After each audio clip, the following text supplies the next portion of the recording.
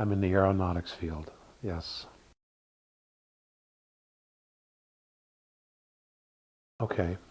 And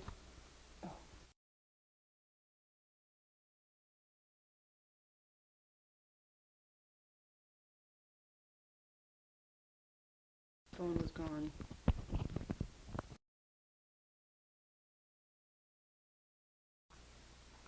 You know, I think your project is wonderful, and I think it's something that's absolutely necessary.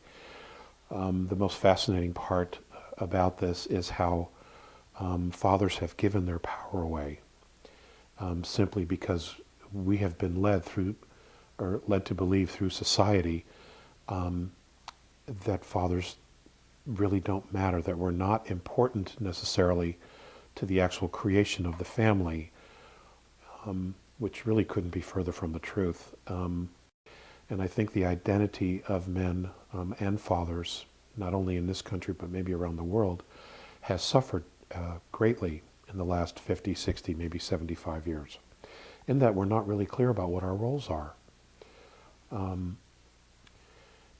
And at the birth, when the father is basically excluded from most of the process or all of the process, we're stuck, behind the glass. We're not allowed to really participate in the actual birthing. Depending upon, the setting, the father is completely disempowered. And, that's kind of where we lose it. That's where we've lost not only our masculinity, but also our identity as fathers. This is where it happened. I mean, this is where we've lost maybe the biggest part of ourselves is in the birthing process, because this, yes, your partner, your wife is delivering the baby and has created the baby, and nature has selected the feminine to do the creative process, but that doesn't in any way take away or discount any of the role of the father as provider and protector and nurturer. And this is where we've given it away. We're not there. We have allowed ourselves to be disconnected from that process, which is the biggest process, probably one of the biggest moments a man will ever have in his life. I mean, it's not like hitting a home run or scoring a touchdown. All right? Your children are your legacy. They're an extension of you, the part of you that lives on after. And irregardless of all the wealth, all the knowledge, the property that you have, when you cross over, what the world remembers is none of that. It's your children. Okay, it's the extension of the family. Were you loved or were you not loved? I mean, that's really what it comes. Your children are our legacy. And in that, there's something to be cherished, nurtured, and given every opportunity of protection and love. I think when children are disconnected from their fathers, for whatever reason, and the statistics hold this up, actually, children that are raised in a fatherless home, 80% of the males go to jail at least once. 70% go to jail at least twice in fatherless homes. Now, the statistics are absolutely clear and they're absolutely irrefutable, and they are holding up year after year after year.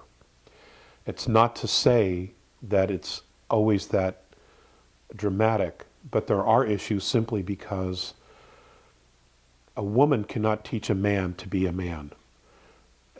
It really takes a male, a father figure, to teach a man to be a man, to know what it's like to be a man. Just like a father cannot teach a daughter how to be a woman, to be a mother.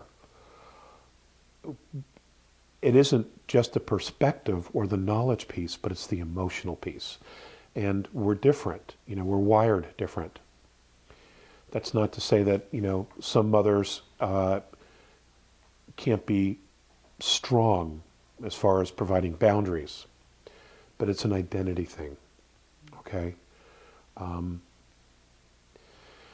And I think your work is absolutely imperative because fathers have been cut out of that. And you know, when you look at child custody battles, when you look at divorces, typically the father is the one who's excluded. He's looked at basically as an ATM machine, isn't given many of the rights or even equal rights that the mother is. In fact, there are some states where the definition of family doesn't even include the father. And that's a tragedy. So, you know, where do fathers fit in this? And essentially, it appears, at least at this point, that fathers have been giving their power away. They have allowed the medical community, they have allowed the courts to basically dictate to them what their role's going to be, as opposed to the fathers stepping up and just saying, no, this is our role. You need to change your model. You need to change your perspective. You need to change your paradigm of what fatherhood's all about. We're not going to accept your definition any longer. And, you know, and in the last 10 years, we're seeing a lot more father advocacy groups coming up, which is fantastic, because children need a mother and a father. And that's just the way it is. And, you know, a lot of dads just need to step up, and we just need to reclaim it, and we need to change the way it is.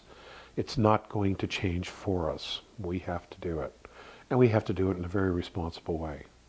In a way that shows leadership, that shows integrity, that shows honor, because everything we do is a mirror for our sons and our daughters.